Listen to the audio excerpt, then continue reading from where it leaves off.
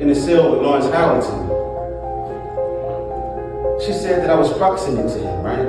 And it brings to mind, I was recently at a proximity gathering in Montgomery in which Brian Stevenson attended, right? And one of the things that stood out the most to me when he was speaking was the need for us to get proximate to the people that we're trying to serve and help. And without that, we can't accomplish any type of success. So I wanted to highlight that before I shared a little bit about myself. I wanted to talk about you all to say that thank you for allowing us to get proximate to you all, right? And allowing yourself to get proximate to us. So, as Judy said, at the age of 17, I was sentenced to serve 2 consecutive life without parole sentences plus 29 years. I know it's hard to kind of wrap your brain around that, right? Like, what is the 29 years for? Right? But fortunately, I'm not going to get too much into what took place throughout my incarceration. It's clear that, I reformed myself. I became rehabilitated. It was a very debilitating experience, right? That strengthened me all in the same breath. But I want to go back to the sentence for a minute. What this sentence meant was that I was permanently incorrigible.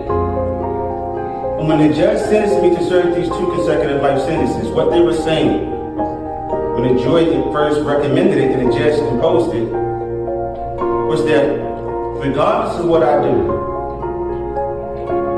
on this earth, nothing, regardless of the good that I do, I can never be good enough to live free out in society ever again.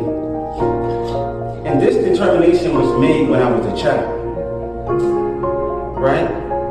How can any of us say this, that a child deserves 36 years, let alone 2 consecutive life without parole sentences? A child. Why am I highlighting that point again? It's because, as Judy just said, she spoke of some of the things that I've done in the wake of my incarceration. I was deemed permanently incorrigible, right? But the fact that I'm here today speaking before you all is the very proof that they got it wrong. I have my own business, Azeem Majeed LLC. And the only reason I'm articulating all of this is to connect it to this very sentence that deemed me to be permanently incorrigible. I'm a homeowner. I'm a husband. Right? I'm a father. I'm a public speaker. I'm the Virginia ICANN Regional Connector to the Campaign for the Fair Citizen of Youth. I'm a contracted vendor with the Virginia Department of Corrections Reentry Education and Programs Division. I'm on the Speakers Bureau of the Virginia Department of Corrections. I'm a contracted vendor with the Milwaukee County Children's Youth Family Services. I recently became a full-time employee at Virginia Commonwealth University. I'm a registered peer recovery specialist, a certified peer recovery specialist, an integrated forensic peer recovery specialist, a problem gambling peer recovery specialist. I can go on, right? And I don't say that to kind of exalt myself. I say that to articulate it and to connect it to this very sentence that I was given to kind of bring some life into this whole situation in terms of comprehending the reality of the sentence and the reality of how atrocious this particular sentence was as it relates to me. And to come behind that and say that I'm not the only one. There's so many more individuals that are serving sentences right now in various different prison systems around the world, around the nation specifically, who don't deserve those sentences. Some of those individuals, many of them are better than me and have more potential than me, can do more good out in society than me. than Mr. Howardson, but yet they are rotting away in prison, suffering from these unconstitutional sentences.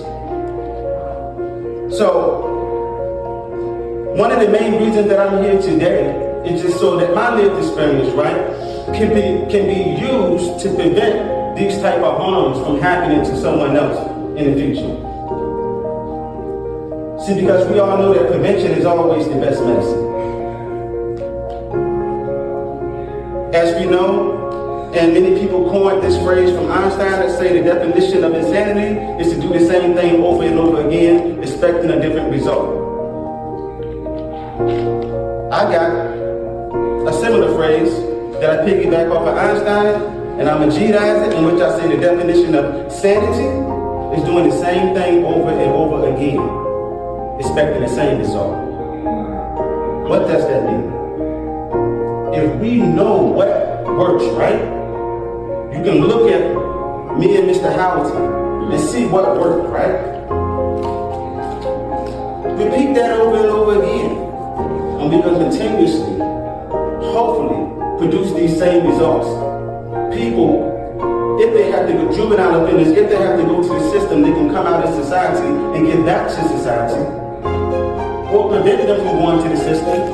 And if it's determined that they suffer from depression, something like I suffered from as a youth, who suffer from alcohol addiction like I suffered from when I was a youth, a youth, then I can be treated, right? Not punished.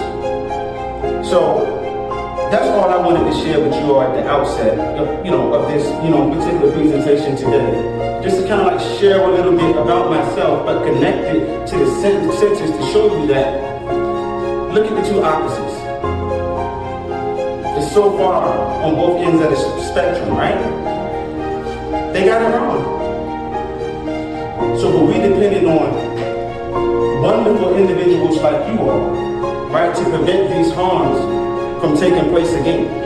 Because I'm going to tell you, everything that I went through in order to get to this particular spot right here out of society, every single tear that I shed, all the pain that I felt, all of the loneliness that my mother felt, my family felt from being so estranged, the sacrifices from a monetary standpoint, it would all be in vain if I'm not preventing this or contributing to this happening, the prevention of this happening to someone else. So this is why I'm here. Thank you for allowing me to share this.